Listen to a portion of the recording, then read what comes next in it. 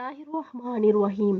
Zainab TV की तरफ से मैं आप लोगों के साथ बहुत ही प्यारी वीडियो शेयर करने जा रही हूँ कि ख्वाब देखने के बाद क्या करें। नेक सालह अच्छे ख्वाब आने पर इस ख्वाब पर अल्लाह की हम्द व सना बयान करें। इस ख्वाब की खुशखबरी अपनों को सुनाएं।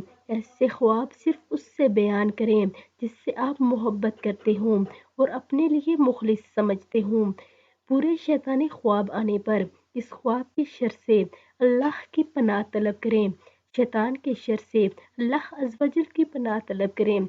जब नींद से बेदार हो या आँख खुले तो अपनी बाएं जनब दिल की साइड वाली औज़ु बिल्लाहि मिनश शैतानिर रजीम पढ़ते हुए 3 बार थूकें, यानी ऐसे फूकें कि जिसके साथ हल्की सी थूक निकलती हो। जिस करवट लेटे हों इस पहलू को दूसरी तरफ करवट बदल दें। उठकर नमाज पढ़ने लगें। वुज़ू करके किसी से भी इस बुरे शैतानी ख्वाब का जिक्र ना करें।